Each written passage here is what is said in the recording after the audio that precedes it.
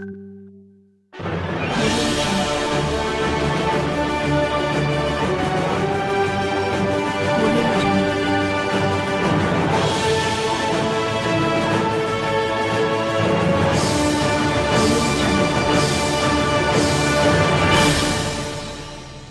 pagi dan salam 3C, kompeten, karakter, dan civilized.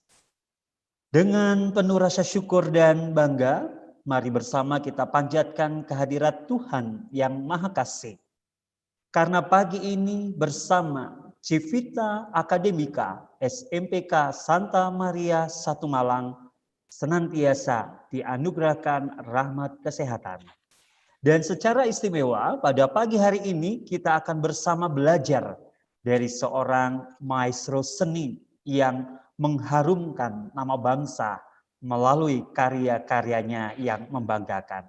Mari kita sapa beliau dengan lambaian tangan kita semua, anak-anak dan ibu bapak guru serta suster yang juga telah hadir bersama pada pagi hari ini dalam acara kita. Baik, terima kasih untuk lambaian tangannya dan ini adalah sambutan istimewa kami untuk Pak Adi yang tadi pagi yang sudah bergabung bersama dengan kami. Sebelumnya perkenalkan saya Pak Simon Petrus, biasa disapa dengan Pak Petrus, untuk memandu rangkaian acara webinar kita pada pagi hari ini.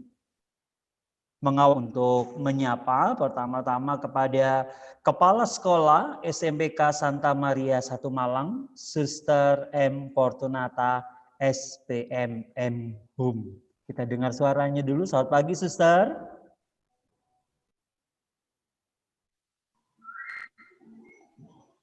Oke. Berikutnya kita juga menyapa yang luar biasa, narasumber kita yang luar biasa, Bapak Adi Mulyadi Sumaatmaja atau lebih dikenal dengan Mas Adi MS. Selamat pagi. Pagi Pak Petrus, pagi semua. Saya bingung mau menyapa Bapak atau memanggil Mas ya, wajahnya lebih muda dari saya masalahnya ya. Saya agak sedikit malu ini ya. Oke. Baik. Terima kasih Pak Adi. Lalu kemudian juga kita menyapa yang luar biasa Bapak, Ibu Guru dan karyawan SMPK Santa Maria Satu Malang. Selamat pagi. Selamat pagi Pak Petrus, selamat pagi Pak Adi. Oke. Terima kasih Pak Roy mewakili Bapak Ibu Guru dan karyawan yang pagi ini juga telah bergabung. Dan juga secara istimewa kepada seluruh anak-anak kelas 7, 8, dan 9 SMPK Santa Maria 1 yang Pak Petrus banggakan. Selamat pagi. Oke, Pak. Pagi, Pak. Oke.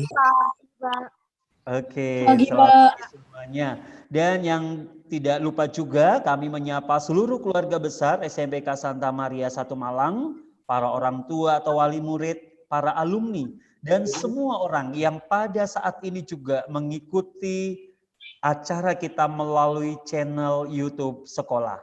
Sungguh luar biasa bahwa pada pagi hari ini kita dipertemukan dengan suasana penuh syukur dan sukacita teristimewa. Kita dipertemukan oleh seorang tokoh maestro seni yang membanggakan Indonesia.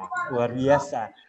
Suster, Ibu, Bapak Guru, dan juga anak-anak yang kami banggakan, mari kita bersama berdiri. Kami mengundang kita semua untuk berdiri. Kita akan menyanyikan lagu Indonesia Raya bersama-sama dengan penuh hikmat.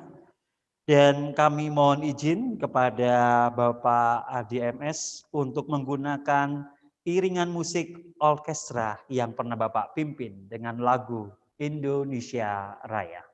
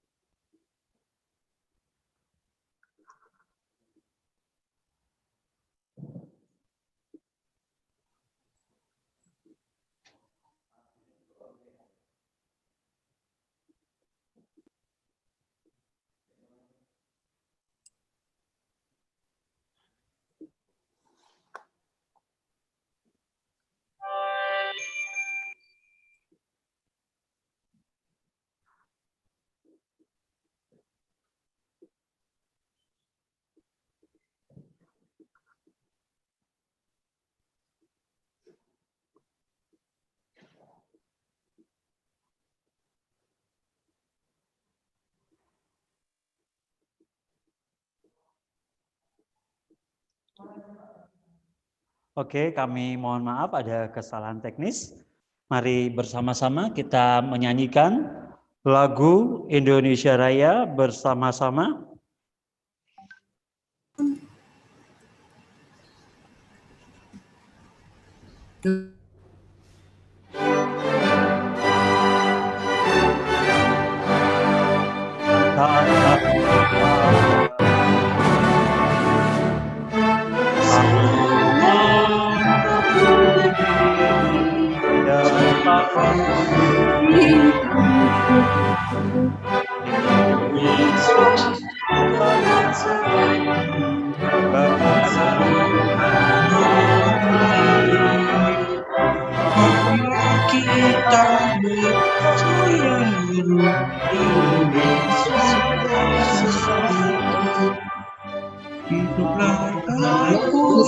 Hiduplah bangsaku semuanya jiwanya badannya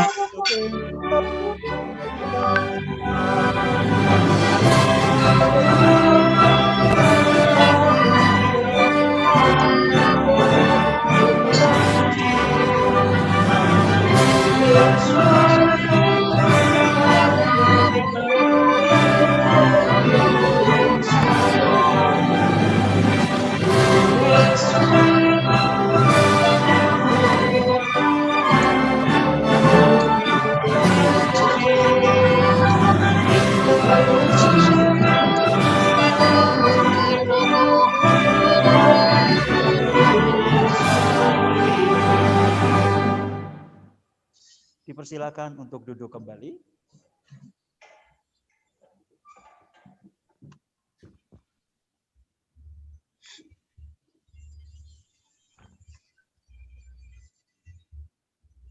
Suster, ibu, bapak guru, dan anak-anak yang terkasih, orang tua dan wali murid yang kami banggakan. Sebelum kita memulai seluruh rangkaian acara kita pada pagi hari ini, maka baiklah kita mohon berkat dan penyertaan kasih Tuhan di dalam doa pembukaan yang akan dipimpin oleh Bapak Roy Setrio Budiono SPD. Kepada beliau kami persilakan.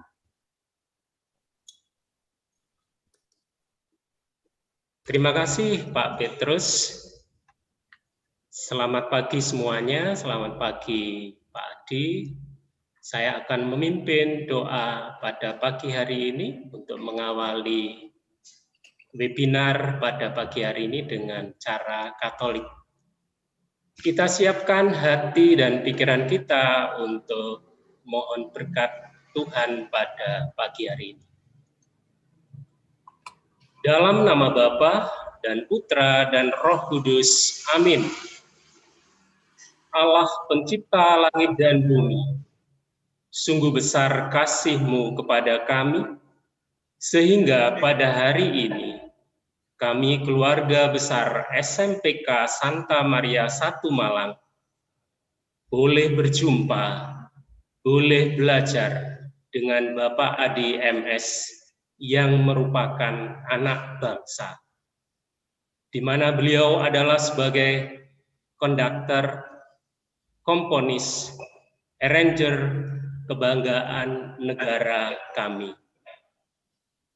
Kami mohon berkat dan penyertaan-Mu untuk acara webinar kami hari ini, dari awal hingga akhir nanti. Berikanlah terang Roh Kudus-Mu kepada keluarga besar SMPK Santa Maria 1 Malang, khususnya narasumber kami, Bapak Adi MS yang kami banggakan. Akhirnya ya Tuhan, segala pujian, permohonan, dan harapan kami haturkan kepadamu Tuhan, karena Engkaulah Allah kami, kini dan sepanjang segala masa. Amin. Dalam nama Bapa dan Putra dan Roh Kudus. Amin. Terima kasih kepada Pak Roy yang telah membuka acara kita pada pagi hari ini dengan doa syukur dan juga doa permohonan agar apapun yang akan kita lakukan dalam kegiatan webinar ini sungguh-sungguh mendapat berkat untuk kita secara pribadi dan juga untuk Indonesia khususnya. Berikutnya kita akan mendengarkan sambutan dari Kepala Sekolah SMPK Santa Maria 1 Malang yang tengah bergabung dengan kita dengan senyumnya yang luar biasa mempesona bagi kita, menjadi sebuah inspirasi bagi kita, Cipita Akademika SMPK Santa Maria 1 Malang. Kita sambut dengan tepukan tangan yang luar biasa. Inilah Kepala Sekolah SMPK Santa Maria 1 Malang, Suster M. Fortunata SPM M. Hum. Kepada beliau kami persilakan.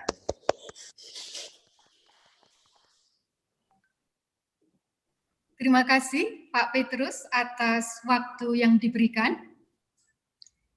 Yang kami hormati dan kami banggakan, Bapak Adi MS atau yang biasa disapa dengan Mas Adi. Yang suster kasih dan banggakan, anak-anakku sekalian kelas 7, 8, 9, Ibu Bapak Guru dan tenaga kependidikan, keluarga besar SMPK Santa Maria 1 Malang, para orang tua, alumni, dan pemerhati webinar ini. Selamat pagi, selamat jumpa kembali, selamat berhari Selasa yang keren, dan salam Maria. Disertai rasa syukur yang mendalam dan doa, saya berharap bahwa Mas Adi dan kita semua dalam keadaan sehat sejahtera dan dipenuhi berkat Allah yang melimpah. Di awal sambutan ini, perkenankan saya untuk mengajak anak-anakku sekalian, kita semua memanjatkan syukur kepada Allah atas berkat dan kasih-Nya semata, sehingga pertemuan webinar pagi ini dapat terselenggara. Syukur dan terima kasih kami haturkan secara khusus kepada Mas Adi dan tim manajemen, karena berkat kemurahan, kebaikan hati Mas Adi dan tim manajemen, pagi ini dimungkinkan kami boleh berjumpa dan belajar dari Mas Adi tentang peran seni dalam pendidikan dan pengembangan bakat siswa. Kami percaya bahwa Mas Adi pada pekan ini tengah sibuk dengan aneka tugas dan karyanya. Kami berterima kasih untuk itu. Mas Adi dan anak-anakku sekalian yang terkasih, kita semua mengalami bahwa masa pandemi COVID-19 ini membawa dampak dalam seluruh aspek kehidupan kita, termasuk dalam dunia pendidikan. Dari refleksi kita belajar bahwa masa pandemi ini juga mengundang kita untuk terus berkreasi, berinovasi, agar proses pendidikan yang kita jalani bersama dapat terus mengembangkan potensi diri kita, karakter kita, dan perkembangan diri kita secara utuh. Secara khusus untuk anak-anak, kita semua menyiapkan masa depan Anda sebagai generasi milenial yang semakin tanggap terhadap perkembangan zaman dan cinta tanah air. Maka setelah pekan akhir semester berakhir pada akhir November yang lalu, kita menyelenggarakan pekan-pekan pengembangan kreativitas dan penguatan karakter melalui aneka kegiatan, di antaranya webinar bersama Mas Adi pagi ini. Kami berharap bahwa dalam webinar ini, ketokohan Mas Adi dalam dunia musik dan kecintaan Mas Adi akan bangsa Indonesia ini yang kita kenal lewat karya-karya yang luar biasa dan penghargaan yang Mas Adi telah terima, dapat menginspirasi kami semua dan mengembangkan daya kreasi serta imajinasi kami untuk terus belajar dan mengembangkan diri serta bergiat berkarya bagi negeri tercinta Indonesia ini. Akhir kata, selamat belajar dan sukses selalu untuk kita semua. Tuhan memberkati. Terima kasih. Mari kita beri aplaus luar biasa untuk Suster yang sudah memberikan sambutan dan sekaligus juga membuka webinar kita pada pagi hari ini. Terima kasih pada Suster. Sungguh luar biasa, seakan bermimpi bahwa pada pagi hari ini kita walaupun secara virtual kita bisa bertemu dengan tokoh yang luar biasa di negara kita. Dan sebagaimana tadi yang disampaikan oleh Suster Fortunata, bahwa di tengah kesibukan dan di tengah keadaan pandemi saat ini, narasumber kita sungguh-sungguh meluangkan waktu untuk bersama dengan kita, memberi dan membagikan inspirasi-inspirasi bagi kita, anak-anak bangsa yang terus akan berkarya. Kita mau belajar dari beliau. Mohon izin Pak Adi untuk membacakan profil singkat. Kemarin saya mencoba untuk mempelajari dan melihat biografinya Pak Adi, luar biasa, lebih dari 3 lembar.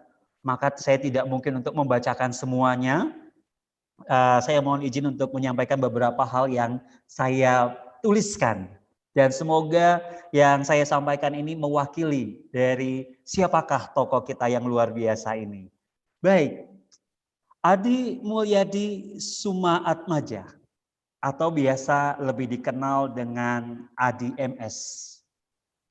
Kalau dilihat dari wajahnya masih usia 17 atau 15 tahun ya, lebih muda.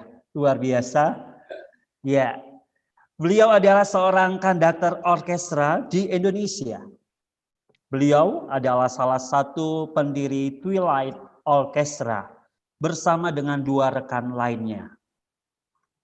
Beliau juga seorang suami dari seorang penyanyi yang juga cukup terkenal di tanah air ini, biasa disapa dengan Mbak Memes. Dan beliau juga ayah dari teman saya, wah ngaku-ngaku teman saya ya, ya Mas Kelvin dan Mas Tristan. Beliau lahir di Jakarta 7 Oktober 1959. Saat ini saya tidak bermimpi, saya langsung berhadapan langsung dengan orangnya. Di usia yang ke-61, wajahnya masih begitu tampak terlihat gagah dan luar biasa, mempesona ya. Seandainya bertemu secara langsung, saya nggak akan, mungkin kamera saya penuh ya. Penuh filenya dengan wajah-wajah Mas Adi foto saat ini ya. Ya, saya pasang di status saja semuanya udah bilang, "Oh, saya mau ikut, boleh dong kirim-kirim linknya untuk bertemu dengan Mas Adi." Wow, ini luar biasa. Ya, secara tidak langsung hadir saja seperti ini, apalagi kalau hadir. Baik, saya lanjutkan. Selain seorang konduktor, beliau juga dikenal sebagai pianis, pencipta lagu, komposer, arranger, dan sekaligus produser musik. Dari sekian banyak karyanya, salah satu yang membanggakan adalah beliau mendapat kepercayaan sebagai salah satu musik director untuk Asian Games 2018. Demikian juga dari sekian banyak penghargaan yang telah diterimanya. Kita mengenal kecintaan beliau akan bangsa Indonesia melalui karya-karyanya yang berjudul Simponi Negeriku dan The Sound of Indonesia untuk Garuda Indonesia, yang menghantarkan beliau mendapat penghargaan Anugerah Kebudayaan dan penghargaan Maestro Seni Tradisi dari Menteri Pendidikan dan Kebudayaan Republik Indonesia tahun 2017. Dan beliau juga sebagai salah satu ikon Pancasila 2019 dari PBPIP. Luar biasa, boleh kasih tepuk tangan. Saya membacanya sampai tidak bernapas ya, luar biasa Pak Adi. Ya, oke, saya mau panggil Mas, kayaknya saya tersinggung, jadi saya panggil Pak Adi aja ya. Saya bingung mau Pak Adi atau Mas Adi, ya karena beliau sangat erat dipanggil dengan Mas Adi, ya. Saya mengagumi dengan wajahnya yang luar biasa ini ya, di usia 61 tadi. Baik, Pak Adi, Suster, Ibu, Bapak Guru, demikian tadi profil singkat dari Pak Adi MS, dan kita akan masuk di dalam materi kita. Saya akan mengawali pembicaraan kita, materi kita pada pagi hari ini dengan ungkapan berikut.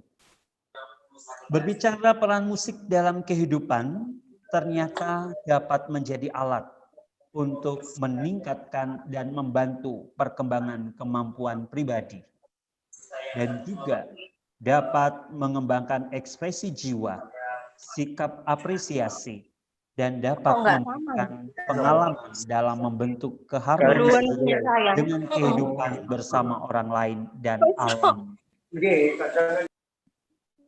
sekitarnya. Sungguh pada kesempatan ini kita akan bersama-sama mendalami dan juga belajar bersama dengan tokoh atau anak bangsa yang luar biasa untuk kita pelajari dan kita contoh dari karya-karyanya untuk Indonesia. Suster, Ibu, Bapak Guru, dan anak-anak yang terkasih, kini tiba saatnya kita akan mendengarkan paparan materi kita pada webinar ini dengan tema peran musik dalam pendidikan dan pengembangan bakat siswa. Untuk itu selanjutnya kami menyerahkan sepenuhnya kepada Bapak ADMS untuk memaparkan materi yang telah disiapkan. Mari kita sambut beliau dengan tepukan tangan yang sekali lagi dengan luar biasa. Pada Bapak ADMS kami persilakan. Terima kasih Pak Petrus, terima kasih Suster, Pak Roy yang saya hormati. Merupakan satu kebahagiaan buat saya setiap kali bisa interaksi dengan generasi muda. Saya penyuka anak, pengen cucu tapi belum dikasih. Jadi setiap interaksi dengan anak muda selalu bikin saya muda, bikin saya merasa muda, padahal udah tua. Mengenai materi, sebenarnya saya sampaikan ke Mas Budi kemarin, yaitu rekan saya di manajemen, untuk menyampaikan bahwa ini talk show ya, bukan pemaparan materi yang saya harus siapkan terlebih dahulu dalam bentuk slide atau berupa PowerPoint dan lain sebagainya. Karena saya tidak mungkin karena lagi ada di dalam persiapan rekaman yang cukup menyita waktu, jadi kalau harus seperti itu, saya nggak sanggup, saya katakan kepada Mas Budi, dan kemarin saya tanya lagi, confirm ya, ini berupa talk show, di mana saya menanggapi pertanyaan, jadi lebih ke interaksi. Barusan Pak Petrus sampaikan bahwa saya dipersilakan untuk menyampaikan paparan. Nah ini saya agak kaget, tetapi nggak apa-apa. Paling nggak saya mulai dulu dengan mungkin ada video yang saya bisa sampaikan untuk saya share. Mudah-mudahan dari situ kita bisa kembangkan. Saya mohon izin untuk share video ya. Jadi di dalam setiap pertunjukan atau konser Twilight Orchestra, by the way, Twilight Orchestra itu orkes simfoni yang saya dirikan bersama Indra Bakri dan Odi Agam, rekan saya, 29 tahun yang lalu. Jadi tahun depan ini bakal 30 tahun. Jadi orkestra simfoni yang paling lama bertahan di Indonesia, karena biasanya dari zaman Belanda tuh orkes simfoni hanya 4 tahun, 5 tahun selesai bubar, kemudian muncul lagi yang baru.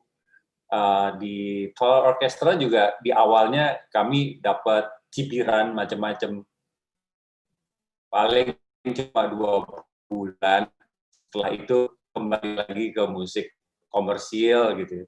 Nah, ya puji Tuhan, alhamdulillah sekarang udah hampir 30 tahun. Di setiap konser kami selalu persiapannya kami dedikasikan pada untuk anak-anak, khususnya anak SD, untuk memberikan kesempatan mereka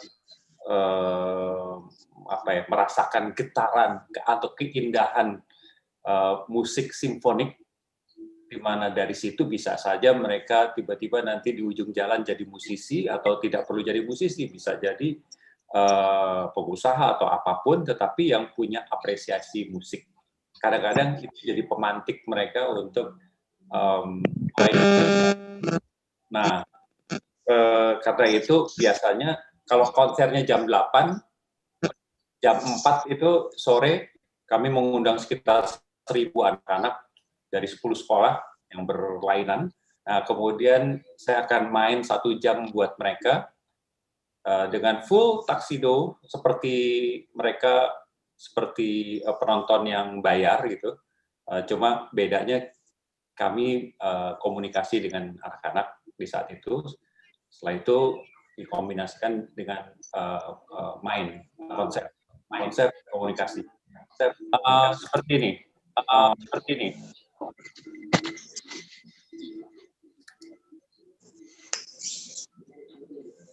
Iya. Mudah-mudahan audionya bisa jelas. Siapa yang mau main kontrabas? Coba. Sampai di sini audionya apakah jelas? Jelas. Oke. Saya teruskan ya. Ini suasana yang saya katakan tadi pra konser, yaitu malamnya kita konser untuk penonton yang berbayar, sorenya selalu ada acara sesi konser gratis untuk sekolah, macam-macam sekolah.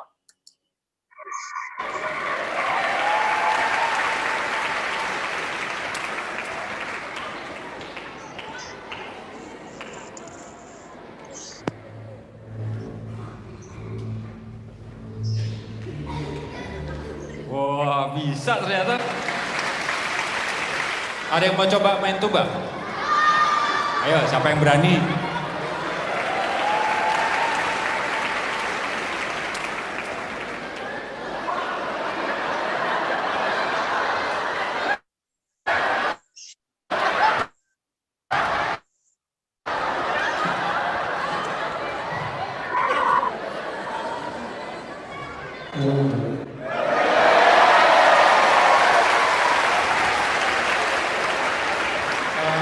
Kamu siapa namanya? Tadi Pratama. Kamu berani?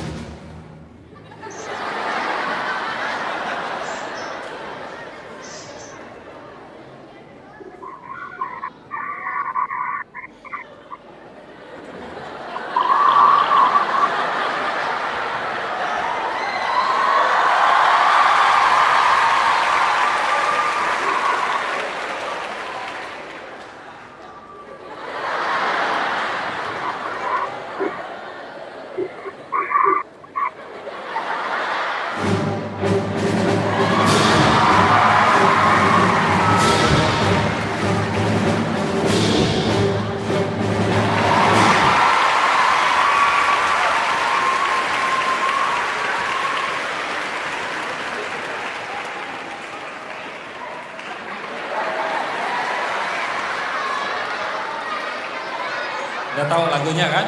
Gampang.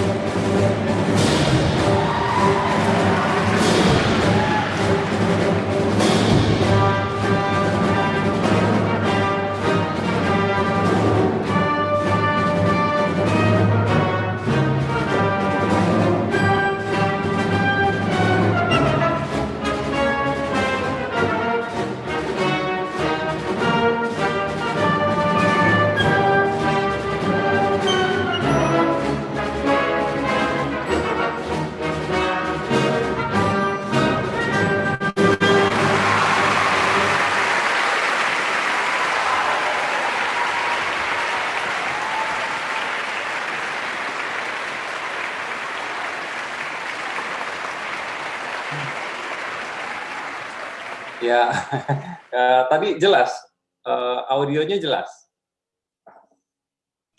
Agak putus-putus, Pak. Jelas. Agak putus-putus, Pak. Agak putus-putus. Sebagian ada yang jelas, ada yang putus-putus. Begitu Pak Iya, Adi. Pak, terus. Sinyalnya beda-beda ya.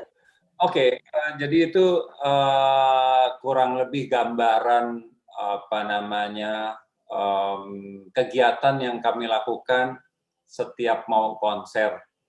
Sebenarnya itu karena keprihatinan saya pribadi sejak awal pendirian Twilight Orchestra, tiba-tiba saya menyadari bahwa kita di Indonesia itu menghadapi tantangan yang lebih berat, jauh lebih berat daripada menjalankan kegiatan orkestra di luar negeri. Di luar negeri itu gedungnya ada, gedung konser kan khusus dibuat buat konser ya, apa namanya, beda akustiknya dan sebagainya.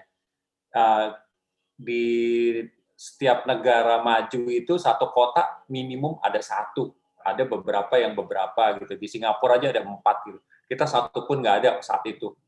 Nah, kemudian bantuan pendanaan dan sebagainya. Pokoknya masalahnya tuh terlalu banyak gitu ya. Akhirnya saya bicara dengan pemerintah, dengan menteri-menteri, nggak ada hasil. Kemudian akhirnya muncul satu pemikiran, daripada saya mengeluh, ya tidak ada membawa hasil apa-apa. Kemudian saya berpikir bahwa saya harus bergerak, harus memulai sesuatu. Apa?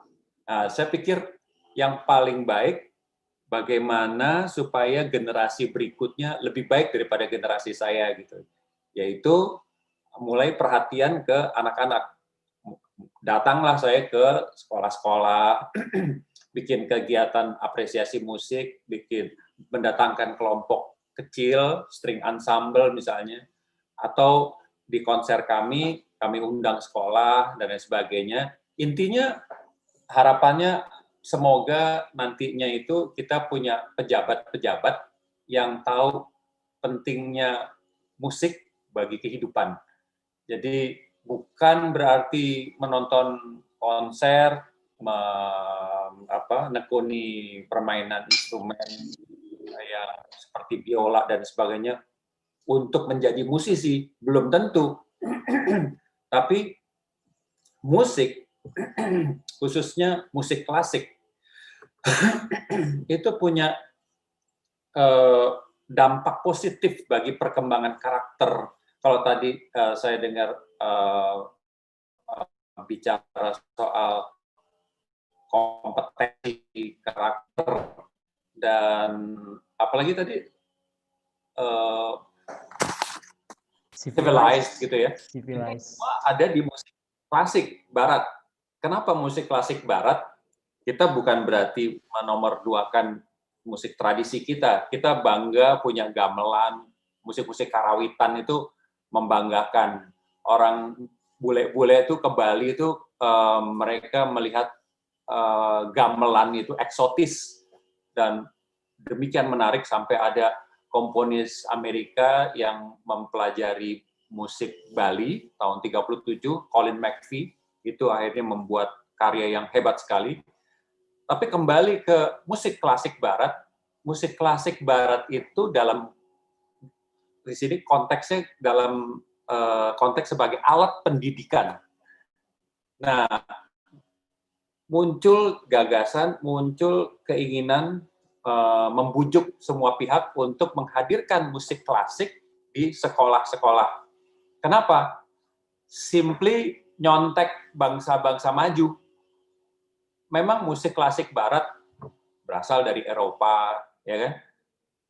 Tapi sekarang lama-lama kita melihat bahwa musik klasik barat itu memang indah, memang baik gitu ya, enak didengar, tapi lebih dari itu ada fungsi sebagai alat pendidikan yang mana diterapkan di sekolah-sekolah di Jepang, Korea Utara, Korea Selatan ya, Cina ya. Mereka bangsa-bangsa yang hebat, punya tradisi yang ribuan tahun yang dibanggakan. Tetapi bicara untuk konteks pendidikan, manusia yang holistik, ya, bukan hanya pintar ilmunya, tetapi berkarakter itu alat yang paling ampuh ternyata musik klasik Barat. Ya, karya-karya Beethoven dan Mozart dan sebagainya. Nah, akhirnya diterapkan di pendidikan di bangsa-bangsa tadi, Cina, Jepang, dan lain sebagainya itu. Sedemikian rupa saya melihat itu adalah salah satu unsur kenapa mereka jadi bangsa maju. Coba kita lihat kenapa. Saya pernah di awal tahun 90-an itu, saya penasaran, saya ke sekolah Jepang. Di Bintaro tuh ada sekolah Jepang gitu ya. Saya datangi, saya melihat bagaimana mereka belajar musik. Ternyata ada satu kelas musik karena mereka sistemnya moving class. Murid-murid dari berbagai kelas datang ke situ. Kemudian saya melihat di dinding-dindingnya kok bukan musisi Jepang, tapi Mozart, Beethoven, dan sebagainya, Tchaikovsky, segala macam. Terus yang diperdengarkan, dipelajari, diceritakan, kok musik klasik Barat. Padahal Jepang itu bangsa yang amat bangga dan ketat mempertahankan tradisi mereka gitu. Ternyata, ya itu tadi yang saya sampaikan, bahwa ternyata musik klasik Barat itu unsur pendidikannya itu yang diambil. Pada saat kita memainkan musik klasik, di situ ada notasi, not balok orang kita bilang ya. Di not balok itu kalau kita beberapa pasti bisa ya baca not balok ya. Di mana di situ kalian kan melihat bahwa setiap note ada nilai 4 ketuk, ada nilai 2 ketuk, ada 1 ketuk, setengah ketuk, 1/16, 1/32. Nah, itu tertentu, rinci, presisi, matematis, di mana dalam satu birama yang 4/4, tiba-tiba diambil aja, note 1/16-nya diambil gitu. Itu langsung nggak bisa mainkan. Ini ada yang aneh nih, ada yang tidak lengkap. Nah, maka kita cari, oh ini salah tulis atau apa gitu ya. Nah, titik, tanda garis, tanda apapun, semua presisi, semua tertentu. Ya, setiap titik aja ada artinya gitu ya.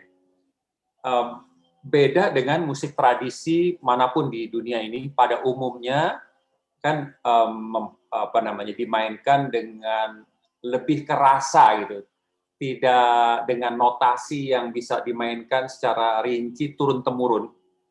Jadi musiknya Beethoven, ya, musiknya Mozart, ya di abad katakanlah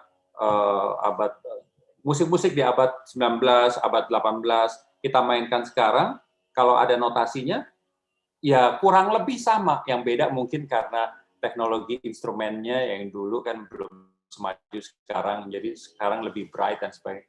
Tetapi bicara mengenai presisi komposisi, itu tidak mungkin berbeda. Tidak mungkin saya sebagai konduktor membawakan karya Beethoven misalnya. Saya bikin wah itu dosa. Dosa tanda kutip ya. Itu tabu. Nggak mungkin. Atau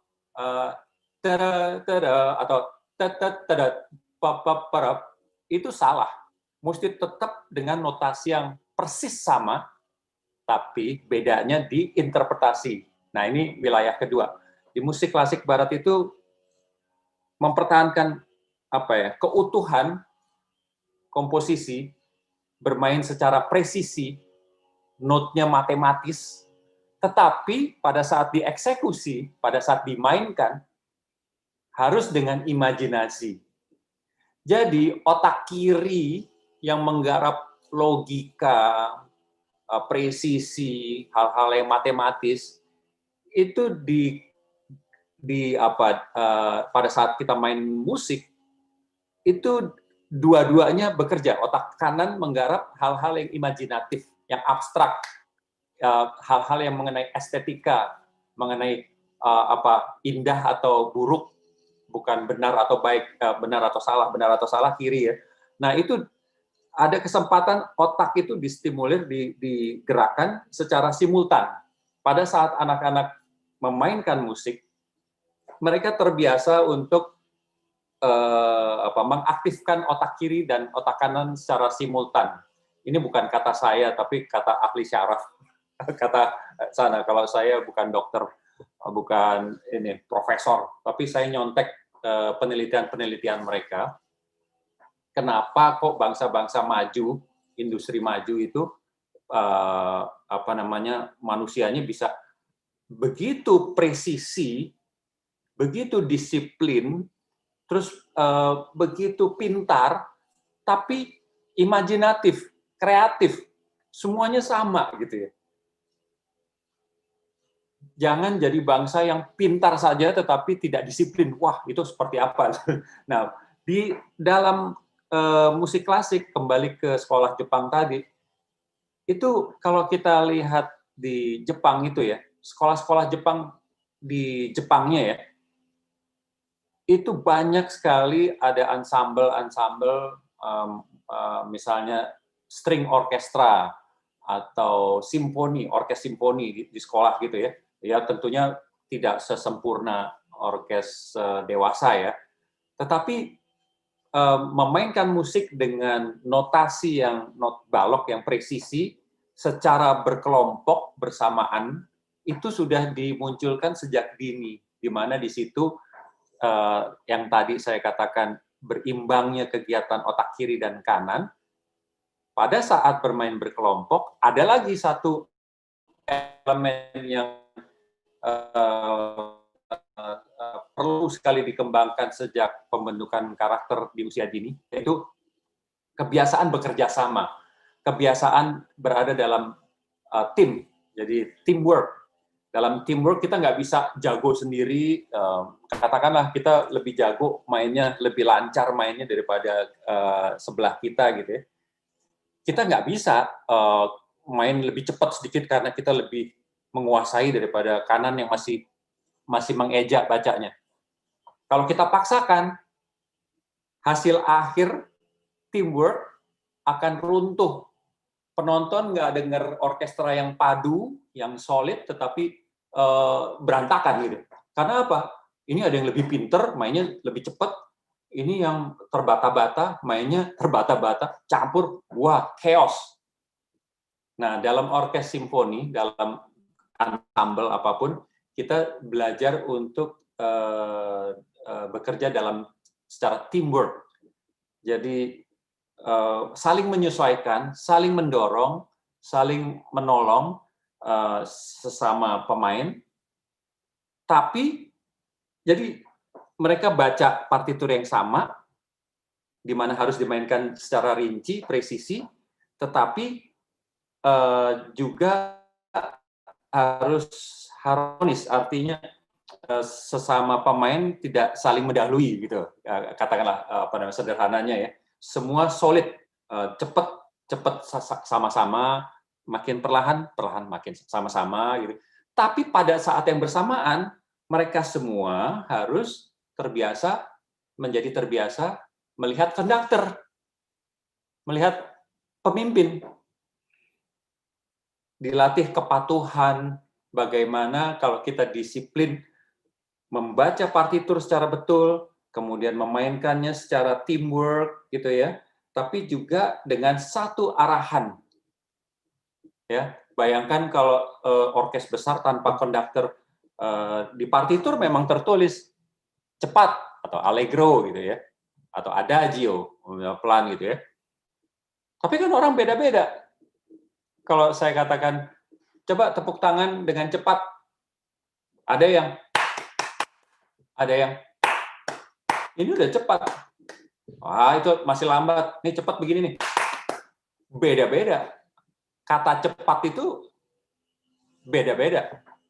Kecuali kalau ada yang tahu beat per minute ya, BPM ya, notes per 4 sama dengan 120 BPM ya, itu udah lebih pasti. Tapi dalam orkestra kan kita nggak bisa ngomong cepatnya kayak gini, cepatnya gini. Nah, perlu satu kepemimpinan. Dan bicara mengenai conductor, yang tadi kita lihat sama-sama, saya kasih kesempatan anak-anak pegang tongkat, baton gitu ya. Sebenarnya hal yang terberat, ya hal yang tersulit bagi conductor bukan di panggungnya. Di panggung saat ada penonton, itu pekerjaan boleh dibilang 80% sudah selesai. 80% pekerjaan conductor itu di latihan. Yang terbagi lagi sebenarnya sekitar 30-50% itu sebelum latihan. Maksudnya, sebelum si conductor berlatih bersama orkestranya mungkin mempelajari yang akan dimainkan, ada yang pemain profesional tuh rata-rata udah dengan cara prima vista atau membaca langsung kayak baca koran aja, dikasih note langsung itu kebanyakan begitu kalau musisi orkestra gitu, nggak pakai latihan langsung gitu ya. Nah, kenapa konduktor bekerja banyak sebelum latihan? Dia harus mempelajari partitur yang biasanya tebel-tebel gitu, misalnya overture, simfoni nomor sekian lah, concerto nomor sekian, itu kan tebel. Dia mesti pelajari note per note, birama demi birama, mengantisipasi kesulitannya apa, bagaimana ini komposisinya, formnya, bentuknya seperti apa yang menonjol, apa yang mengiringi, oh yang di bagian ini melodi di sini nih. Jadi dia tahu kalau sampai melodi ketutup, dia tahu yang siapa yang kekerasan gitu, siapa yang kurang keras gitu. Nah, belum konteks sejarahnya dia pelajari lagi gitu. Nah, itu namanya score study. Jadi si conductor itu mempelajari berminggu-minggu partiturnya, kemudian konteks sejarahnya ini dibuat tahun sekian, apa kira-kira yang ada di benak komponisnya gini. Kemudian dia antisipasi nanti kalau ada kesulitan apa, dia punya solusi apa gitu. Jadi harus siap sebagai conductor. Itu sendirian di kamar, mungkin di taman, dia sendiri bekerja. Nah, bisa berbulan-bulan tergantung kesulitan partitur. Nah, kemudian begitu latihan, biasanya kalau orkes latihan cuma 2 hari gitu. Kalau kami untuk satu konser biasanya 3 atau 4 hari. Karena rehearsal orkestra, latihan orkestra itu mahal. Mesti bayar uang transport, katakanlah 60 musisi, bayar makan mereka, sewa gedung, belasan juta satu hari latihan aja udah belasan juta selesai gitu. Jadi harus efisien, si conductor harus siap, paham partiturnya apa, kesulitannya apa, langsung dia harus sigap ini solusinya apa. Nah, begitu selenggara latihan yang cuma 2 atau 4 hari, dia harus benar-benar efektif gitu. Latihan, begitu stop, dia harus tahu salah ini, salah itu, solusinya apa. Nah, baru konser. Nah, konser sebenarnya udah terbentuk ya, dia tinggal kasih ngingetin aja istilahnya gitu ya. Nah, maka waktu tadi kita nonton anak-anak, kita minta sebagai conductor, saya kasih tongkatnya. Tidak mungkin salah, karena saya juga tidak mungkin mengacaukan suasana. Saya pilih yang kira-kira temponya stabil, aman. Kemudian si orkestra, saya sudah ada kode-kode tertentu untuk jangan terpengaruh gerakan mereka. Kalau ikuti gerakan mereka, bisa ya nggak bagus. Tetapi kita harus bisa munculkan kesan yang mendalam buat anak-anak, bahwa dari keraguan, ketakutan mungkin, tiba-tiba jeng bunyi, terus akhirnya mereka sukses memimpin orkes. Itu akan menjadi satu memori yang tak terlupakan seumur hidup, bukan hanya buat yang di panggung, tetapi juga yang menonton. Nah, itu merupakan seperti trigger. Saya hanya memberikan trigger supaya mereka bisa merasakan, bisa membuka jendela keindahan lainnya dalam hidup mereka yang kalau tidak diekspos dengan hal demikian, mungkin mereka seumur hidup mungkin tidak tahu gitu ya.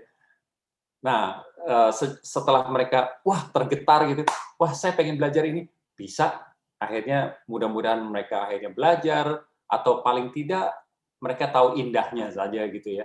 Jadi itu salah satu upaya yang tadi saya tampilkan di video itu gitu. Salah satu upaya untuk mengubah Indonesia, wajah Indonesia ini supaya ya itu tadi sesuai prinsip di SMP Santa Maria ini, ada kompetensi, karakter, dan civilized. Kalau kita terbiasa main di orkestra yang terbiasa tertib dan peka, perasaannya itu harus peka. Kita harus nggak bisa egois gitu. Kita harus sensitif gitu, peka terhadap sekeliling kita gitu ya. Kemudian mau nggak mau disiplin, karena satu musisi terlambat itu merusak. Jadi udah capek-capek latihan, musisinya ada yang terlambat, dia tidak mendengar apa yang diarahkan konduktor di setiap bagian yang berjam-jam tadi. Dia akan mengacaukan semua lagi. Berarti mau nggak mau disiplin. Nah, di tual orkestra itu kita jam 10 teng itu udah mulai nggak ada terlambat. Nah, bayangkan kalau itu sejak dini gitu ya, maka akan tercipta masyarakat yang kita harapkan ya civilized, beradab, tahu disiplin. Coba lihat bangsa Jepang, bagaimana sensible dia, peka gitu ya, dan disiplin, saling menghormati gitu ya, terbiasa saling mendengar. Kebiasaan mendengar itu sesuatu yang tidak mudah ternyata. Kalau tidak dilatih, semua orang maunya ngomong, komplain lah, mau bicara saya gitu ya, ngelihat apa-apa saya begini saya gitu. Nah, hal yang tersulit adalah mendengar. Pada saat mendengar ada kesempatan kita untuk belajar, untuk menyerap apa yang ada di sekeliling kita, apa yang bisa kita benahi. Nah, kalau kita tidak biasakan diri untuk mendengar, bicara saya. Nah, bisa-bisa kita memimpin sesuatu, mengerjakan sesuatu, salah, tapi nggak ada yang bilang, karena terus ngomong-ngomong saya, akhirnya terjerumus. Nah, ini pentingnya salah satu musik, yaitu dibiasakan mendengar, dibiasakan diasah sensitivitasnya, kepekaannya. Ingat, organ tubuh kita yang paling awal berfungsi itu organ pendengar. Pada saat janin, kita masih janin nih, masih 8 minggu usianya atau 4,5 bulan, si janin udah bisa dengar, sudah aktif. Dan organ tubuh kita yang paling akhir mati pada saat orang sekarat gitu ya, itu yang paling terakhir meninggalkan ini fungsinya adalah pendengar juga. Maka orang yang koma, yang apa gitu, seringkali dibisikin apa, ini udah dateng nih, si anaknya udah dateng nih, gini. Kadang-kadang meleleh gitu. Dia nggak bisa apa-apa, tapi dia bisa mendengar. Jadi dalam pendengaran kita juga, ini jendela yang bisa mengubah jiwa kita. Bayangkan, biasanya kalau ketemu langsung, saya suka bikin semacam percobaan kecil-kecilan. Saya akan mainkan 2 jenis musik ya biasanya. Musik yang dinamis, yang cepat, yang gegap gempita, sama musik yang tenang. Masing-masing 1,5 menit. Setiap mendengarkan musik itu, masing-masing pegang urat nadinya untuk menghitung berapa detak jantungnya sampai musik berhenti. Ternyata jumlah detak jantung umumnya 95% mungkin ya. Pada saat mereka dengar musiknya yang musik-musik yang dinamis, yang cepat gitu, yang gegap gempita, itu detak jantungnya lebih tinggi daripada pada saat mereka mendengarkan musik yang tenang. Itu siapapun bisa bikin uji coba di rumahnya, ya. Bayangkan musik ya melalui organ pendengaran kita ya, itu bisa bikin jantung berpacu lebih cepat atau lebih perlahan. Kalau tanpa musik, coba kita diam, tetap diam sama waktu kita mendengarkan musik kan diam gitu. Tapi tanpa musik, kita suruh jantung kita cepat, ayo lebih cepat, ayo lebih cepat. Apakah bisa? Nggak bisa. Kita harus bergerak, beraktivitas, lari kayak apa, baru cepat. Tapi musik, hanya dari musik, itu jantung bisa lebih cepat, lebih perlahan, kita lebih tenang, ya kan? Pada saat kita menonton film, coba kita ingat film apa yang bikin kita ketakutan sampai kita deg-degan gitu ya. Nah, coba putar lagi film itu tanpa musik. Musiknya kita mute, cuma lihat pemandangannya aja, scene-nya aja. Maka impact-nya akan berbeda. Kita nggak jadi takut. Waktu dulu nonton Jurassic Park, ada T-Rex, apa segala macam, wow kita takut ya. Coba di tempat yang kita ketakutan itu, kita mute musiknya. Tiba-tiba suasananya nggak dramatis, tiba-tiba analitis, kita jadi analitis. Oh gitu, oh T-Rex-nya kok bisa gede gitu ya? Oh pinter ya bikin film. Jadi begitu gitu. Bayangkan di situ luar biasa impact dari musik ya. Karena itulah musik dipakai untuk berbagai keperluan. Misalnya pada saat kita main, kita ke gym gitu ya, tempat olahraga, itu pasti musik yang diputar, musik yang jeduk, supaya kita semangat gitu ya.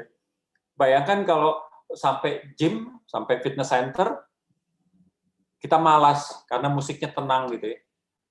Akhirnya di akhir bulan kita merasa sudah membayar uang iuran mahal-mahal, kok belum berubah nih bentuk badan, bisa kita kesel gitu ya. Oh nggak berguna gitu ya. Nah sama-sama rugi. Kalau ke spa, kalau tempat-tempat seperti spa dan tempat yang perlu ketenangan, ya itu musiknya juga musik yang tenang gitu ya. Atau kalau kita mau coba nonton bola, ole, itu kan bikin semangat gitu ya. Kesebelasan banyak yang bikin musik anthem mereka, musik yang bikin mereka semangat gitu ya. Garuda di dadaku. Bayangkan kalau rame-rame nyanyi itu, semangat akan, wah, semburat gitu ya. Betapa hebatnya pengaruh musik gitu. Apalagi ya, kemudian juga Hitler ya, kita tahu Hitler ya, itu waktu pidato zaman dulu kalau mau menyemangati prajuritnya untuk berangkat ke medan perang, itu musik-musik Wagner yang megah, yang bikin orang apa ya, jadi tegap gitu ya. Itu faktor musik yang dipakai. Nah, jadi begitu besar pengaruh musik bagi kehidupan kita yang membuat saya concern mencoba untuk membantu anak-anak kita untuk menyukai musik, khususnya musik klasik sejak dini, karena sekali lagi bukan hanya untuk menjadi musisi, tetapi kita lihat banyak pemimpin dunia yang hebat-hebat itu latar belakangnya musik klasik. Bukan semua ya, tidak mengenai semua. Presiden Amerika tuh banyak sekali, Presiden Clinton jago ini, Harry Truman, Nixon pianis hebat, pejabat-pejabatnya Condoleezza Rice ya, Menteri Luar Negeri itu musisi yang hebat sekali gitu. Jadi ternyata ada korelasi positif antara kegiatan bermusik seseorang dengan karirnya di berbagai bidang gitu. Sementara itu dulu. Oke, luar biasa itu tadi ya, sedikit jadi bukan materi nih ya Pak Adi ya, ini lebih pada sharing ya, sharing bagaimana peran musik itu sungguh luar biasa di dalam kehidupan kita sehari-hari ya. Terlebih lagi di dalam dunia pendidikan tadi, wah banyak banget yang dijelaskan, yang dipaparkan untuk kita dan tentu kita bisa mengambil nilai-nilai apa yang dapat kita temukan. Tadi sudah digarisbawahi juga bahwa memang musik, salah satu peranan musik adalah membentuk karakter bangsa tadi ya. Nah itu lalu kemudian poin yang berikut yang saya tangkap juga bahwa kita bisa belajar dari berbagai macam sumber ya. Dari tidak hanya dari lokal tetapi juga bahkan dari luar negeri ya. Kita bisa belajar dari negara-negara yang berkembang luar biasa dalam hal-hal musiknya, dalam arti di sini ya tadi dikenalkan, wah luar biasa Pak Adi ya membagikan pengalamannya untuk kita.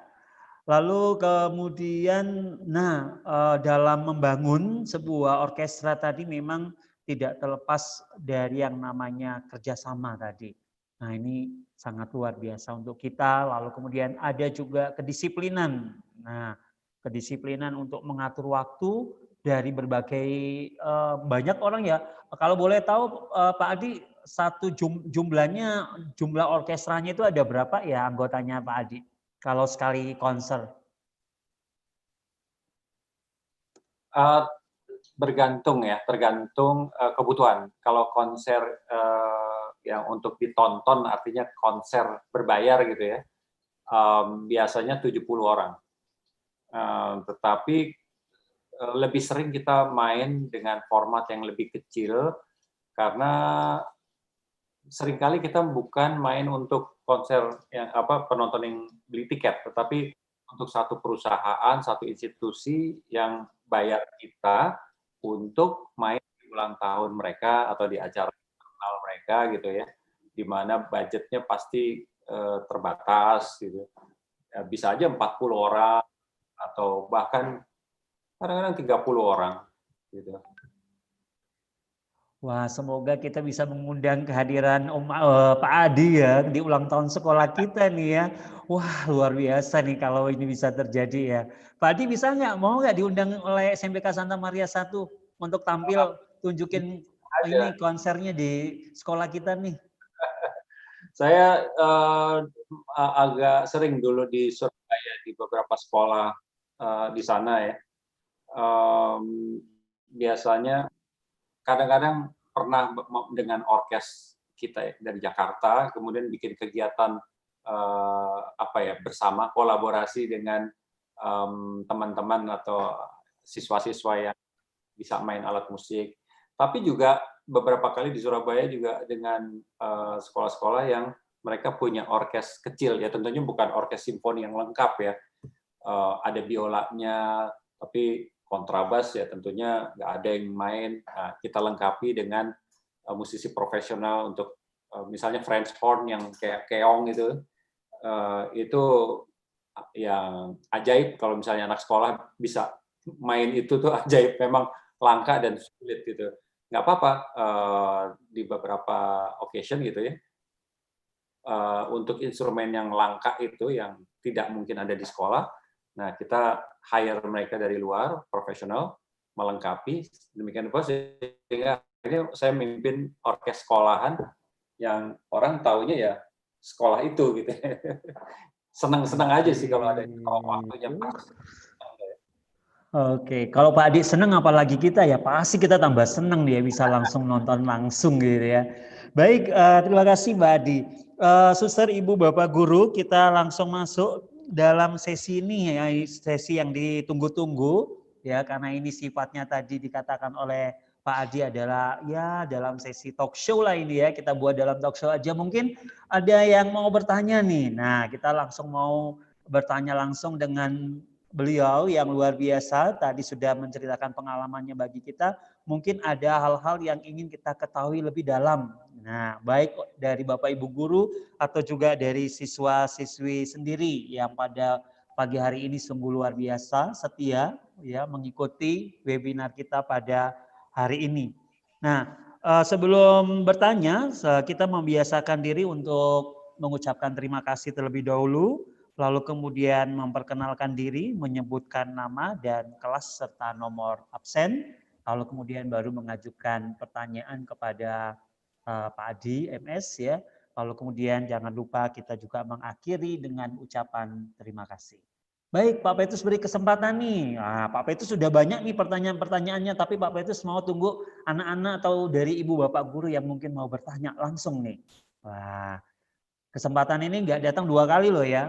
Siapa saja boleh bertanya. Pak Petrus. Oke, silakan. Nah, ini dari Pak Roy sendiri. Silakan Pak Roy. Terima kasih Pak Petrus. Saya yang pertama sharing sih. Yang pertama sharing dulu. Memang kalau kita mendengarkan musik, kadang-kadang ada rasa fresh. Ada rasa fresh.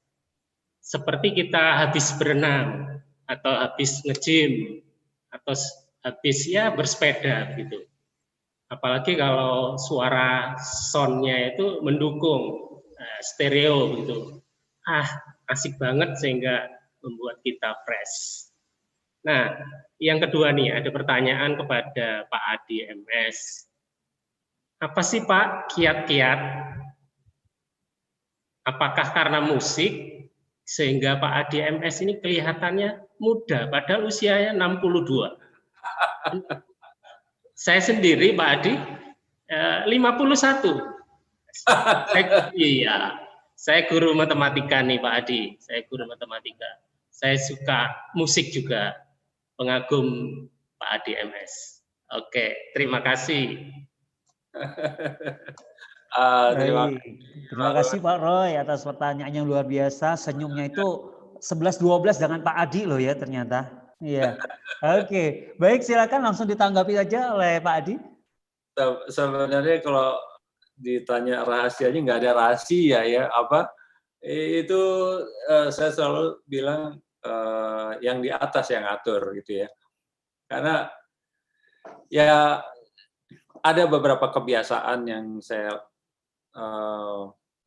terapkan dalam kehidupan saya. Tapi kalau saya ngomong itu gitu nanti seolah-olah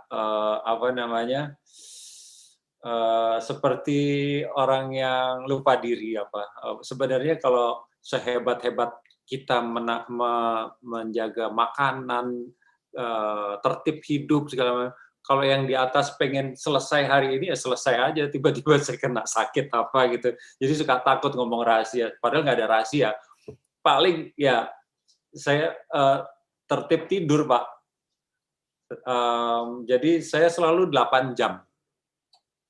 Kalau kurang saya nggak mau. Orang bilang kalau kurang tidur nanti kebanyakan tidur berarti umurnya pendek. Karena manusia dapat 24 jam. Kalau saya kurangi 8 jam tiap hari, berarti tersisa cuma 16. Satu hari cuma 16 jam. Bayangkan dikali berapa, ya pendek banget dia bilang. Saya nggak peduli. Saya bilang, mending berkurang, tetapi saya merasa fit gitu daripada umurnya panjang, melek lebih lama, tapi sakit apa-apa. Saya takut itu. Dan kemudian ya makan pasti, saya dari kecil tuh nggak suka itu hal-hal yang makanan yang baik, yang dulu saya bukan karena kurang baik, saya cuma nggak suka aja kebetulan, nggak suka kulit. Kalau makan ayam tuh nggak suka kulitnya, nggak suka jeroannya, lemak-lemak segala macam saya nggak. Yang belakangan hari saya baru tahu setelah udah tua tuh, oh itu nggak sehat. Oh kebetulan saya nggak doyan. Banyak lah. Dan yang lebih penting kalau menurut saya berpikir positif. Pada saat kita mendengar berita buruk, coba lihat apa sisi baiknya, itu aja. Oke, luar biasa. Terima kasih Pak Adi. Wah, jawabannya PR banget ini ya. Ya Pak Roy ya, PR banget jawabannya ini ya. Gimana nih mau ngomong nih ya? Ya, terima kasih Pak Adi. Terima kasih Pak Adi, terima kasih Pak Roy atas pertanyaannya. Baik, berikutnya dipersilakan siapa lagi yang masih mau bertanya nih di belakangnya Pak Roy. Nah, Saya, apalagi Pak. kalau ada anak-anak yang bertanya nih luar biasa. Ada kelas 7, ada kelas 8, ada kelas 9. Saya, Pak. Silakan. Saya, Pak, mau tanya. Oke, diawali dulu dengan mengucapkan apa tadi? Selamat pagi, Pak Adi MS. Perkenalkan, nama saya Bima dari kelas 7A absen 33. Jadi saya mau bertanya tentang apakah semua musik allegro itu bisa dimainkan di orkestra atau hanya lagu tertentu, Pak? Musik apa? Musik allegro, Pak. Allegro. Allegro. Iya. Oh, allegro itu apa ya? Tanda tempo, apa namanya? Allegro itu maksudnya cepat gitu ya.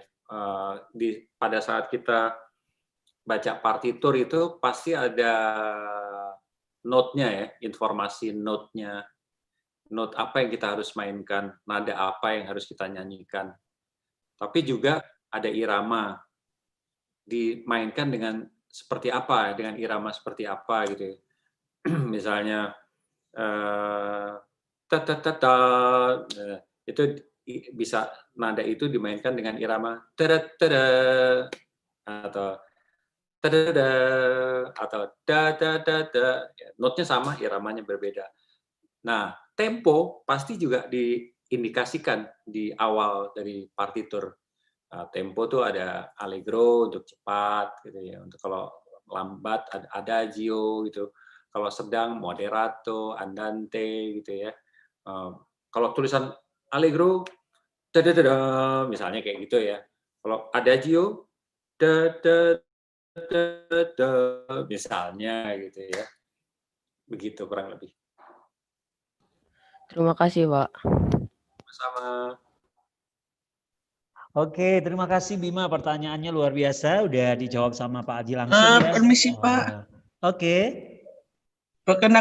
Permisi, nama saya Kak, absen 22, kelas 7A. Saya ingin bertanya, jenis konser mana yang berkesan? Halo, Pak. Oke, ya. Didengarkan, Kak. Jenis konser mana yang paling berkesan ya? Ya. Oke, sudah selesai pertanyaannya? Sudah, Pak. Oke, jangan lupa kalimat penutupnya apa, Kak? Terima kasih. Oke, baik. Silakan Pak Adi langsung ditanggapin. Dalam pengalamannya, konser mana yang paling mengesankan menurut Pak Adi? Banyak sekali ya. Masing-masing ada kesan tersendiri gitu ya. Masing-masing penting sama penting. Kalau saya boleh ingat-ingat ada beberapa ya. Misalnya pada saat Kevin dan Tristan, anak saya masih kecil-kecil, mereka main game terus. Saya resah, waduh kok nggak belajar-belajar nih, main game terus. Udah dibatasi, tetap kembali, pusing saya. Akhirnya saya coba dengar musiknya. Oh, ternyata musik game dia bagus, saya suka. Itu musik dari Final Fantasy, ada game yang video game Final Fantasy.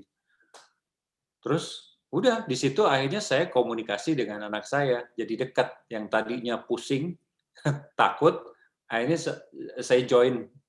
Orang bilang if you cannot beat them, join them. Jadi saya join aja gitu ya, sambil coba gimana caranya ngarahin mereka supaya imbangi dengan belajar gitu. Udah, akhirnya kita bicara musiknya, kemudian saya bikin konsernya, konser Final Fantasy yang berjudul The Beginning of Fantasy kalau nggak salah. Itu tahun 2006. Nah, 2006 itu untuk pertama kalinya ada konser orkes simfoni gitu, tapi lagu-lagunya video game semua. Wah, itu konser langsung sold out, penuh, anak muda semua. Itu setiap lagu, baru intro aja orang udah teriak, wow, histeris gitu. Wow, kita kaget semua. Kita yang main 150 paduan suara, 70 musisi, nggak ada yang tahu setiap lagu yang kita mainkan karena main game. Jadi setiap kita intro, orang teriak, kita kaget sendiri. Itu berkesan buat saya. Jadi bisa berinteraksi dengan anak-anak muda, gamers gitu ya. Ada lagi yang berkesan waktu saya konser di Jerman. Jadi kita beruntung Twilight Orchestra menjadi orkes simfoni pertama, orkes simfoni Indonesia pertama yang konser di daratan Eropa tahun 2012. Itu awalnya pengurus gedung melihat kita kayak nggak apa ya. Waktu pertama kali datang berbulan sebelumnya itu nanya orkes apa, pasti orkes gamelan, dia bilang gitu. Saya bilang enggak, orkes simfoni like yours, aku bilang. Mereka nggak percaya. Nah, begitu kita 6 bulan kemudian datang konser, terus yang nonton kan 99% orang Jerman lah. Gitu. Mereka stay terus gitu ya, terus berdiri standing ovation. Terus begitu saya masuk ke belakang panggung, saya disalami oleh yang tadinya apa ya, meremehkan gitu ya. Bravo maestro. Wah, itu apa ya? Seperti kalau nanti kalian kuliah terus bikin tugas akhir terus di sidang gitu ya untuk dapat gelar kesarjanaan, itu rasanya seperti itu gitu ya, seperti ikut ujian tiba-tiba lulus gitu. Itu luar biasa karena di Jerman itu kan kita di Berlin itu kan salah satu pusat musik klasik dunia, tempat orkes berasal gitu ya, Eropa itu. Kita berani-berani konser di situ, diremehkan, kemudian begitu konser mereka berdiri gitu. Wah, itu rasanya nggak mungkin lupa seumur hidup.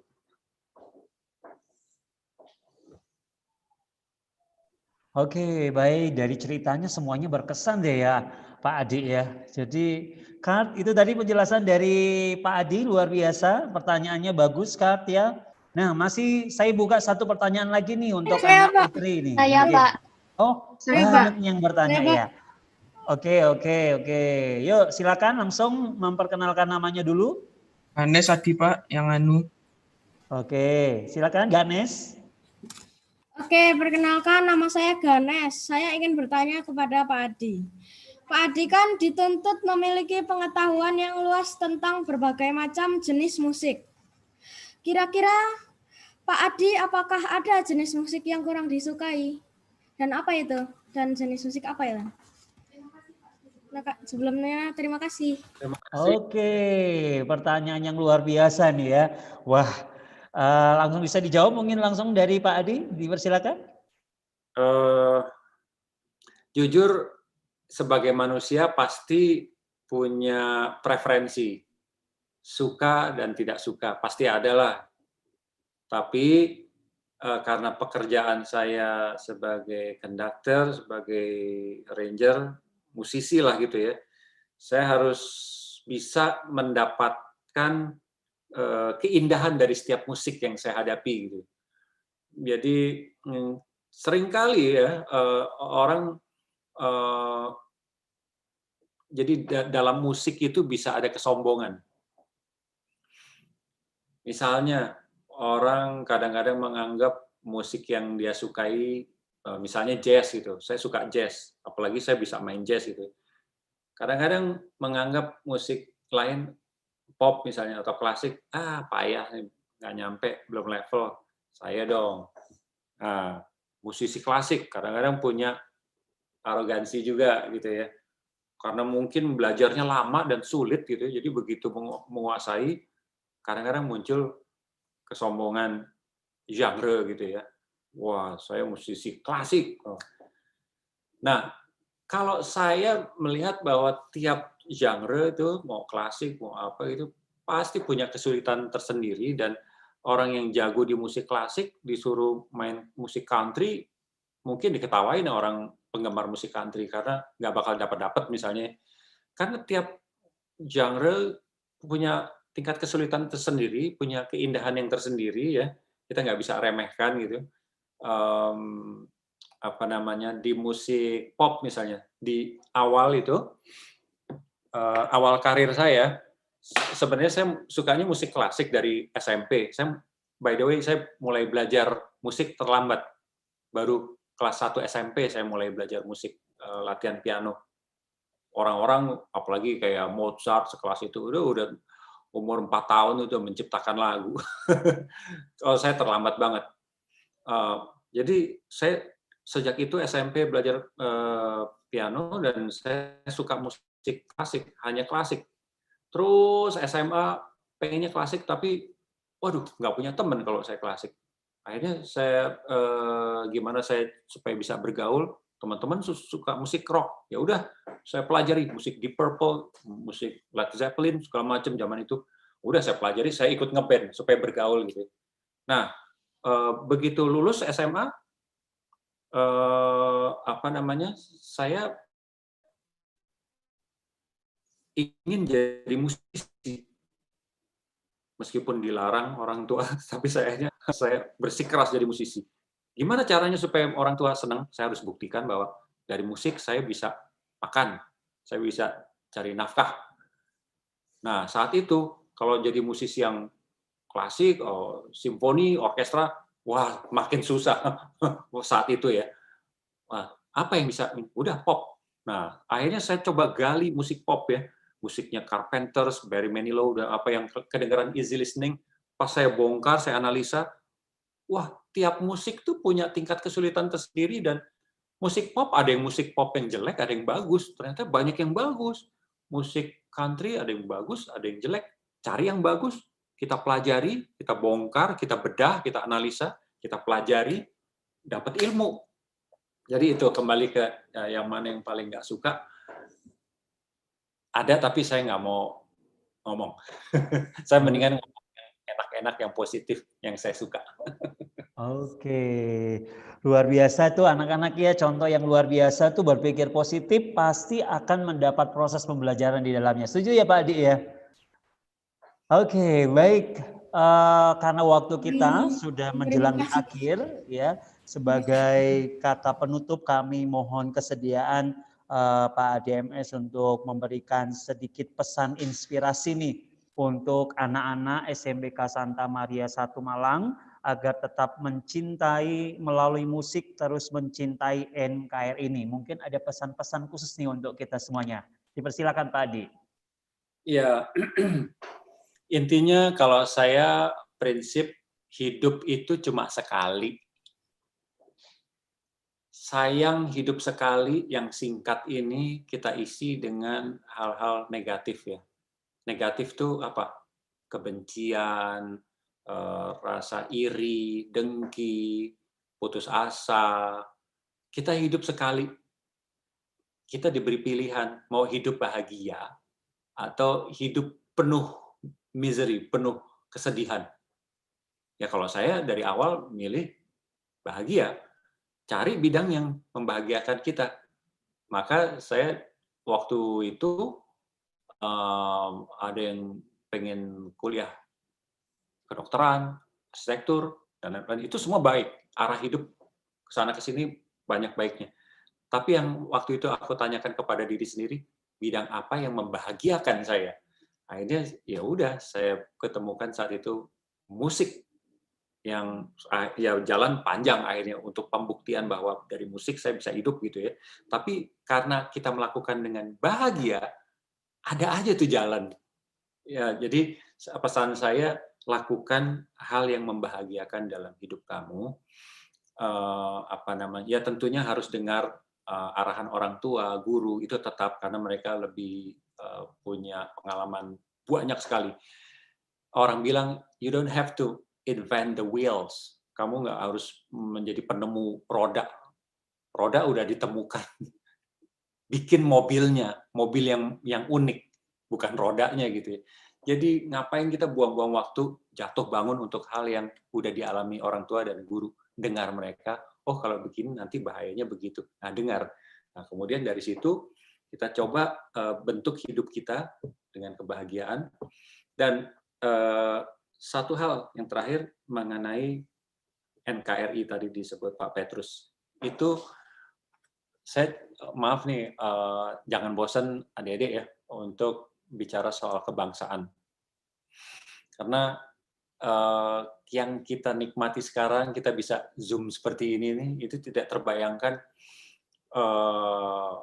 our founding fathers kita yang dulu tuh ya, yang berjuang untuk kemerdekaan. Mereka nggak ada tuh kayak gini nih. Tiap hari isinya ketegangan, ada suara bom, penjajah ini apa segala macam, anaknya diculik, apa itu tiap hari kayak gitu, kelaparan dan sebagainya karena dijajah gitu ya. Nah, kita sudah merdeka. Indonesia itu terdiri dari beragam suku, agamanya beda, ya, golongannya beda, macam-macam, adat istiadat beda banget ya.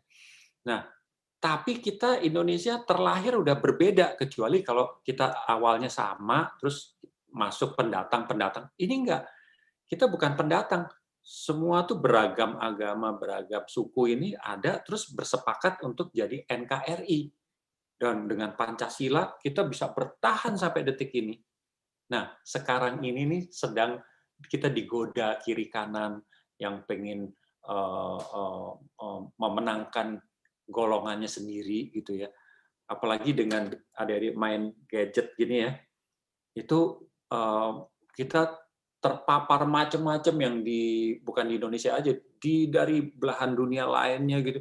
Terlalu banyak nilai yang masuk ke kita, kalau kita tidak hati-hati, kita lupa bahwa kita tuh bangsa Indonesia loh. Jadi kita boleh senang K-pop, kita boleh senang apa segala macam, kita boleh bangga agama kita, suku kita, tapi ingat, kita ini hanya bagian kecil dari entity atau kesatuan besar yang namanya NKRI ini. Jadi tetap pertahankan Indonesia kita. Masa depan Indonesia ini di kalian. Kalau kalian dari sekarang cuek terhadap soal kebangsaan ini, bisa loh, maaf nih, yang udah terjadi di Timur Tengah itu, ya Suriah segala macam ya, hancur, negara hancur, pada ngungsi ke sana kemari. Karena awalnya mereka nggak peduli. Awalnya, saya senang musik saya sibuk musik saya sendiri, saya sibuk main ini, semua masing-masing sibuk. Tiba-tiba ada segolongan yang pengen menang sendiri, nggak ada yang ganggu, dia akhirnya berkuasa, hancur, akhirnya menyesal, nggak bisa. Oke, kita belajar apa yang kita suka, yang membahagiakan kita, tapi terus-menerus bentuk, perkuat rasa toleransi, menghargai yang berbeda, ya. Ingat, kita terlahir berbeda. Jadi pertahankan hidup damai dalam perbedaan. Itu aja. Luar biasa. Ibu, Bapak Guru, Suster, dan juga anak-anak yang terkasih, mari kita beri aplaus sekali lagi untuk Bapak ADMS. Kita kasih 2 jempol untuk beliau.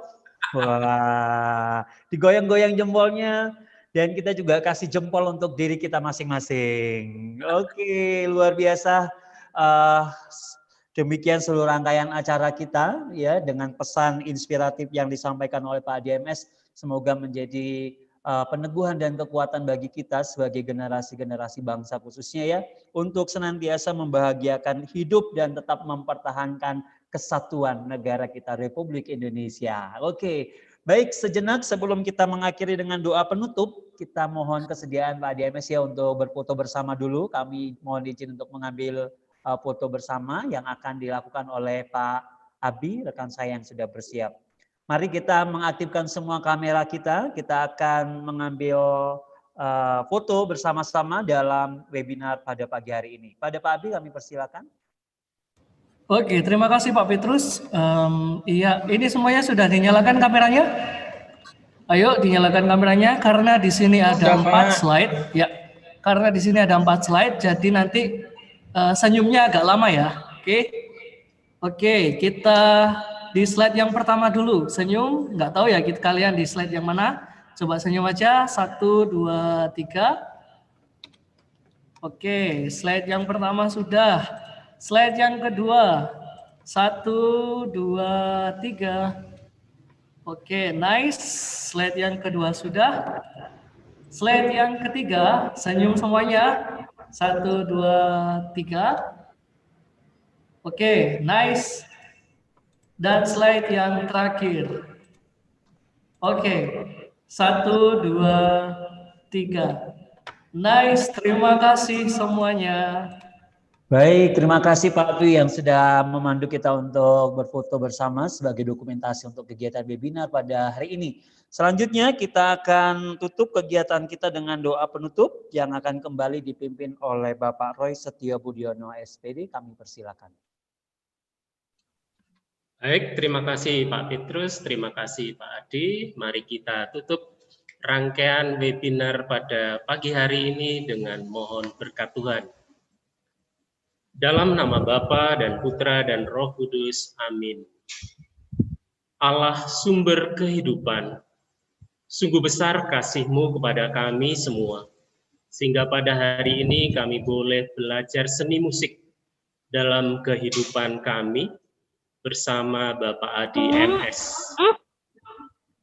Mampukan kami untuk senantiasa memadukan, mengharmoniskan segala kehidupan kami dengan irama dan musik yang Engkau sendiri ajarkan kepada kami. Terima kasih Tuhan atas berkat dan penyertaan-Mu pada pertemuan webinar hari ini, sehingga boleh berjalan dengan lancar.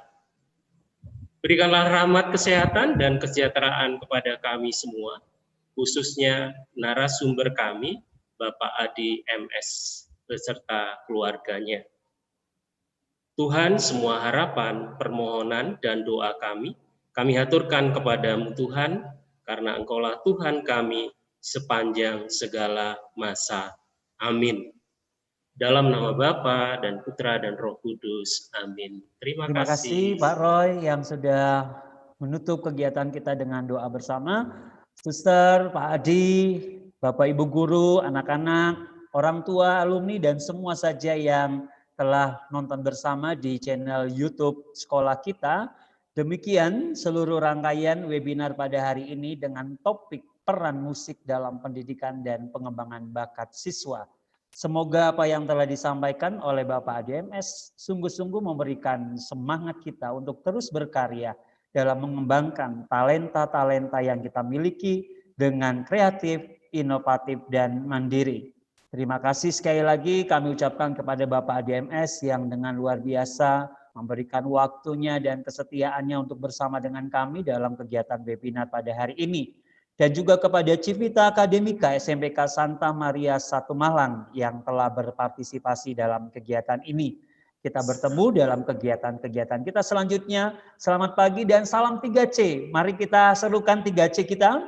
Pak ADMS mohon izin untuk ikut bersama gerakan kami dengan 3C yang kami miliki di sekolah kami, yaitu kompeten, karakter, dan civilize. Anak-anak semua kamera boleh, mikrofonnya boleh dinyalakan semua. Kita serukan bersama dengan gerakan 3C. Oke, kita memberikan salam penutup untuk Pak ADMS dengan salam 3C. Baik, mari bersama-sama kita memberikan salam terima kasih Pak ADMS. Salam 3C. Kompeten, karakter, civilize. Oke. Kita ulang sekali lagi, Pak Adi. Boleh mengikuti gerakannya. Jadi kompeten itu tangannya diletakkan di kening nih Pak Adi. Kompeten, karakter dikepalkan tangannya, diletakkan di dada. Oke. Terus civilize membentuk hati. Oke. Lalu kemudian keluar dari dalam hati kita masing-masing. Oke. Baik semuanya, sekali lagi, salam 3C. Kompeten, karakter. Terima kasih untuk kita semuanya. Sampai jumpa di kegiatan-kegiatan lainnya. Tuhan memberkati. Dadah. Terima kasih. Terima kasih semuanya. Terima kasih anak-anak. Oke, boleh Pak. Terima kasih Pak DMS. Terima kasih. Terima kasih. Bye-bye. Terima kasih Pak.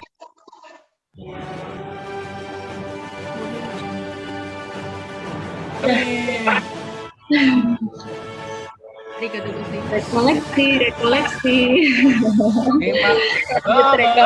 Terima kasih.